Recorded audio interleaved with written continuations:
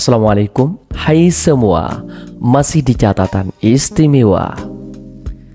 Di balik sejarah perjuangan kemerdekaan Indonesia, nama Cut Nyak Mutiah terpahat sebagai salah satu sosok pejuang wanita yang tak kenal gentar.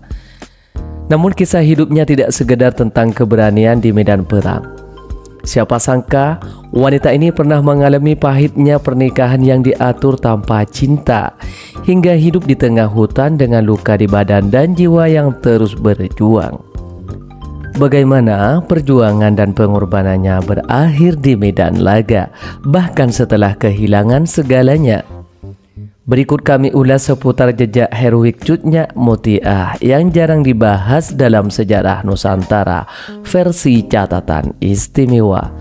Bagi kamu yang penasaran, tonton sampai habis. Namun sebelum lanjut, bagi kamu yang baru gabung di channel ini, terus dukung channel dengan tekan tombol like, subscribe, dan loncengnya agar kamu terus mendapatkan notifikasi info baru dari catatan istimewa.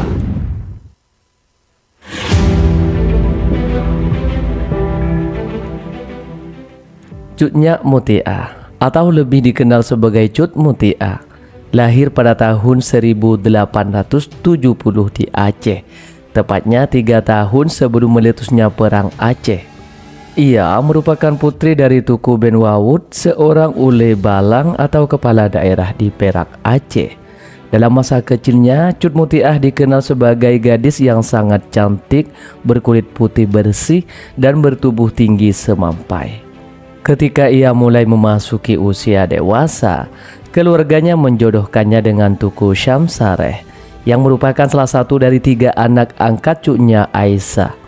Pernikahan ini diatur tanpa sepengetahuan kedua belah pihak, sebuah kebiasaan yang umum pada masa itu. Meskipun akhirnya Cut Mutiah dan Tuku Syamsareh menikah, hubungan mereka tidak berjalan mulus. Cut Mutiah enggan menjalankan perannya sebagai istri, yang kemudian berujung pada perceraian. Setelah perceraian tersebut, Cut Mutiah menikah dengan adik dari Tuku Syamsareh, yaitu Tuku Muhammad atau yang lebih dikenal dengan nama Tuku Cik Tunong. Bersama Cik Tunong, Cut Mutiah tidak hanya menjalani kehidupan sebagai istri, tetapi juga sebagai pejuang yang gigih melawan penjajah Belanda. Tuku Cik Tunong tidak terikat dengan perjanjian damai yang telah ditandatangani oleh kakaknya dengan Belanda. Ia lebih memilih untuk berjuang bersama rakyat Aceh yang bertekad mempertahankan tanah mereka dari pendudukan kolonial. Bersama 12 orang teman yang setia dan pemberani, Cik Tunong bergabung dalam perjuangan bersenjata melawan Belanda. Mereka sering melakukan aksi sabotase, seperti merusak jalur rel kereta api yang digunakan Belanda untuk mengangkut pasukannya. Di tengah perjuangannya, Sultan Aceh mengangkat Tuku Cik Tunong sebagai uli balang wilayah Kyoto. Namun wilayah ini terbagi dua. Bagian utara yang dipimpin oleh Cik Bintara telah menyerah kepada Belanda, sementara Cik Tunong menguasai bagian selatan.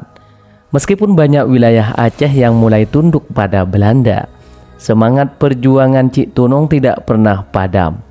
Dari tahun 1901 hingga 1903, ia memimpin berbagai pertempuran di Aceh Utara bagian timur, berusaha mempertahankan tanah airnya dari invasi penjajah.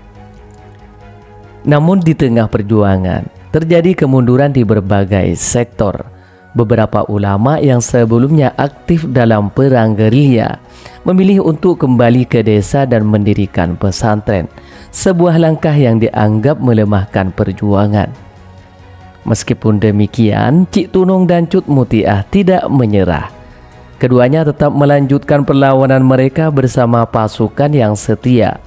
Meskipun pada akhirnya Cik Tunong tertangkap oleh Belanda dan dihukum mati pada tahun 1905. Setelah kematian suaminya, perjuangan Cut Mutiah memasuki fase baru. Dalam kondisi yang sangat sulit, di mana ia harus mengurus putra mereka, Tuku Raja Sabi, Cut Mutiah tetap memimpin pasukan melawan Belanda.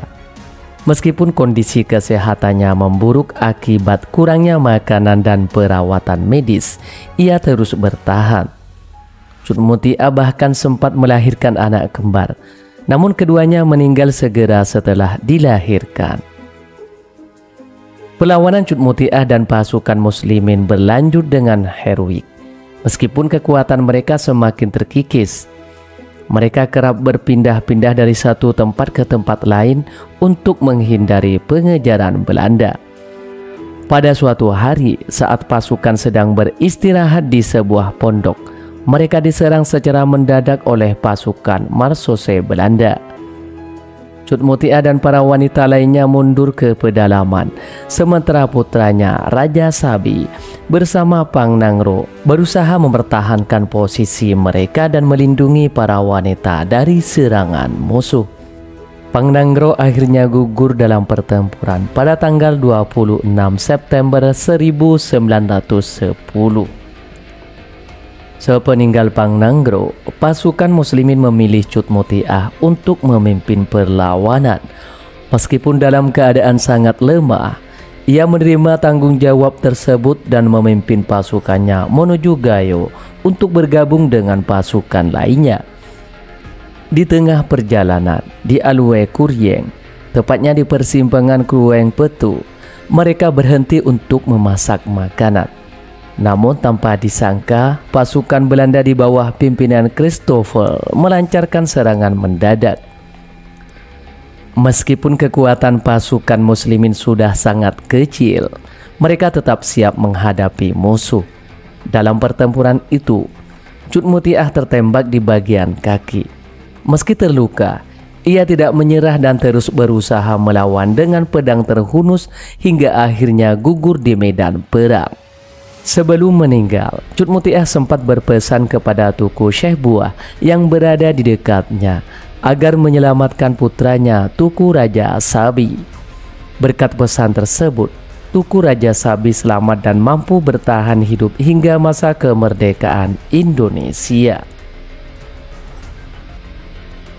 Cut Mutiah diakui sebagai salah satu pahlawan besar dalam sejarah perjuangan Aceh.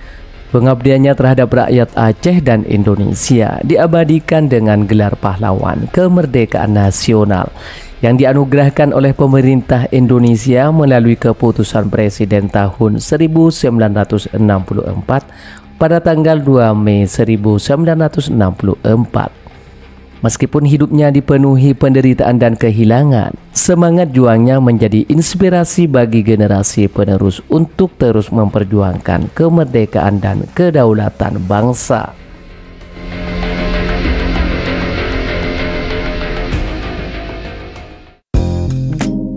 Demikian seputar jejak heroik Cut Mutiah yang jarang dibahas dalam sejarah Nusantara versi catatan istimewa. Bagi kamu yang punya tambahan atau koreksi seputar jejak heroik Cut Mutiah, tulis di kolom komentar ya. Sampai sini dulu guys. Sampai bertemu kembali di catatan istimewa selanjutnya. Wassalam.